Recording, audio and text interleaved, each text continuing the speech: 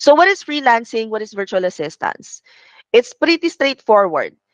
A freelance job is where one person works for themselves rather than for a company. Now, a lot of freelancers, they take on contract work for multiple clients. Okay lang bang multiple clients? But of course, kaya ka nga nag-freelancer eh. Okay lang bang pagsabayin? No. Pagka yung sinabi mong literal na dalawang computer, tapos dalawang work, it's for me ha, kanya-kanya naman tayo ng moral compass. Pero isa kasi dun mapapabayaan mo. At hindi ako nagmamalinis. Tinry ko yun. I did. It was amazing. The bank is giving, but eventually, yung client ko, napansin niya na hindi ako, kasi counterproductive siya eh. So, napansin niya na napapabayaan ko yung work niya. Instead, sana na ini-refer na ako sa friend niya, eh, hindi niya ako ni-refer kasi hindi siya happy sa service ko. Sayang. At saka, ano, maawa kayo, kung ang habol ninyo sa freelancing ay sanity, nawawala ang sanity kapag ka multiple clients na moonlighting.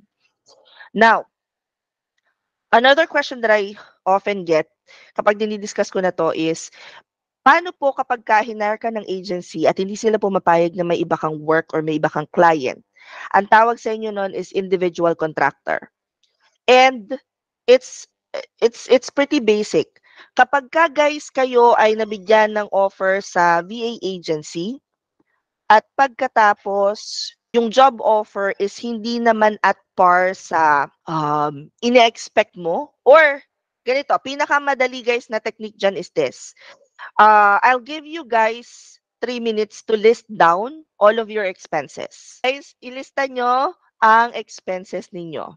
In peso na lang para hindi kayo mahirapan. Don't hold back. Magkano? Kasama utang. O, gusto ko yun.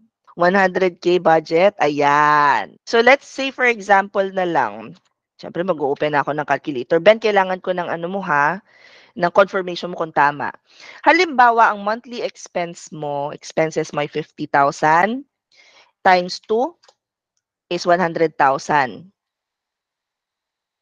Halimbawa, part-time ang available ka. Halimbawa, available ka lang mag-work ay 4 hours per day. Pero willing ka naman na 4 hours Monday to Sunday. So, 4 times, let's say mag-work ka ng 25 days in a week, 100 hours. 100,000 divided by yung number of hours na willing kang mag-work, yan dapat ang hourly mo.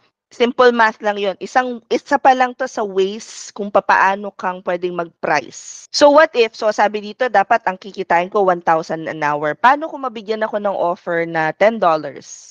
Tatanggapin ko ba? Depende. May buffer ba ako? Kung may strong support system ka naman, bakit hindi? Are you willing to sacrifice yung supposedly ay savings mo na para lang makuha mo tong work na to? A lot of people na natatanggap sa mga VA agencies, ang napapansin ko after silang ma-terminate, and yes, I'm using the word terminate kasi yun yung pinakang ano talaga, yung mga tao na nato-terminate sa VA agencies, bigla sila nagagalit na, napakawalang kwenta nitong VA agency na to because eto lang yung pinasasahod sa amin. Eh, bakit mo tinanggap? Yung hindi natatanggap, okay lang naman yun. Siguro may hinanakit eh. Ako rin eh, may hinanakit din ako nga. Pero most of the time, ang mga nagrereklamo na nakikita ko is, ayoko na po sa VA agency na to, gusto ko na kunin yung client ko na mag-direct sa kanya kasi ang baba ng pasahod nila. Ganyan. Pwede ba, meron ditong 53 people, may I get your commitment na hindi kayo tatanggap ng offer na hindi acceptable sa inyo? Can I get a yes? Ay, alam ko na, promise, diba, gusto niyo yun. Kung hindi acceptable sa inyo, huwag niyong tatanggapin. At kayo makakapagsabi niyan kung acceptable sa inyo or hindi. Kasi kayo may alam ng gastos niyo. Di ko naman pwedeng sabihin na for SMM, kailangan $15 an hour ka. Eh kung acceptable na pala sa iyo yung $10, tapos ano ka na lang, kuha ka na lang ng extrang mga project-based, 'di ba? Bakit hindi? Hindi ko pwedeng sabihin na eto yung acceptable rate for this particular role. Eh, hindi ko naman alam yung situation nyo. Paano kung tagapagmana ka pala ng isang kumpanya? bored ka lang, 'di ba? What if halimbawa lang naman?